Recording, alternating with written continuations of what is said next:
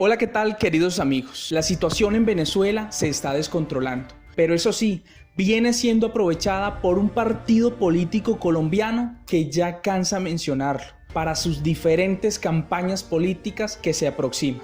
Como se ha visto en los últimos días, se vienen presentando diferentes manifestaciones en Venezuela, tanto del chavismo como de la oposición. Y ante la rara e implacable transmisión de imágenes de las marchas opositoras de los diferentes medios de comunicación colombiana, el senador Gustavo Petro se pronunció en las redes sociales y dijo lo siguiente: cuando nuestros medios solo informan sobre las movilizaciones de un bando pero no las del otro, deforman la realidad con un solo propósito: legitimar en la mente colombiana la pertinencia de una invasión extranjera genocida. Lo que se impone racionalmente es el diálogo. Y he ahí que sin pensar, sin analizar, se vinieron contra el senador Gustavo Petro diferentes políticos, diferentes intelectuales tuiteros, que Petro estaba apoyando la narcodictadura y trayendo nuevamente su discurso parlanchín de que nos salvamos de una Colombia castrochavista y que Dios nos libre de que un hombre de esos llegue al poder. Al punto que Gustavo Petro tuvo que explicar a qué se refería, pues él no comparte esa idea de una salida militar, de una intervención militar a Venezuela, donde el resultado va a ser una cantidad de muertos indeterminada y obviamente el desplazamiento masivo de miles de venezolanos. Y a ver, queridos amigos, aquí cabe hacer un simple análisis. ¿Qué pasa cuando uno solo ve RCN y Caracol presentándonos, bombardeándonos de imágenes de las marchas opositoras y a cada oportunidad informándonos sobre el restablecimiento de la democracia en Venezuela por parte de Estados Unidos y de su ejército?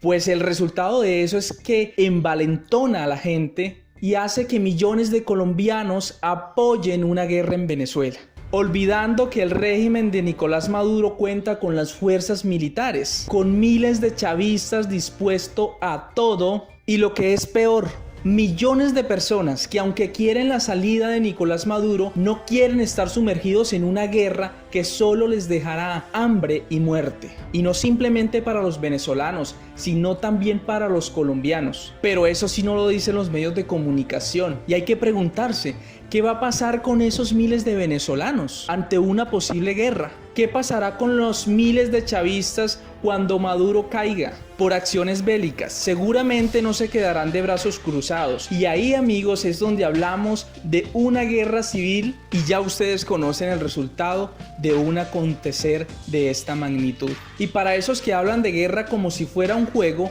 déjenme decirles que según los ejemplos a nivel mundial, eso no es así. Estados Unidos habla de una presión fronteriza, pero déjenme decirles, o pensemos, ¿Venezuela y Estados Unidos cuentan con una frontera? Pues no, la frontera viene siendo Colombia. Y que, por cierto, el despliegue de fuerzas militares en ambos países, tanto Venezuela como Colombia, se ha incrementado en los últimos días, en donde se ha presenciado el movimiento de aeronaves, tropas, tanques. Y les reitero, si hoy en día vemos a miles de venezolanos llegar a Colombia y a otros países, pues si hay una guerra, no veremos la migración de miles de venezolanos, sino también de millones de colombianos. Pero esas posibles consecuencias, los medios de comunicación, los gobiernos a nivel internacional no lo comentan. Colombianos, soy consciente de que muchos queremos que la situación de Venezuela se resuelva, pero la guerra no es la solución.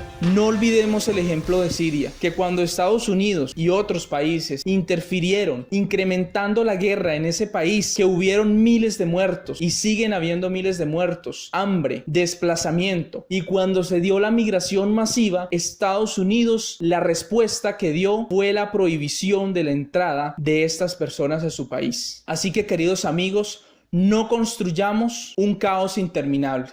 Hasta una próxima. Bueno, queridos amigos, si les gustó el video, no olviden darle like y compartir en todas sus redes sociales. Y finalmente no olviden suscribirse acá en el botón rojo y activar la campanita de notificaciones para que no se pierdan de los próximos videos.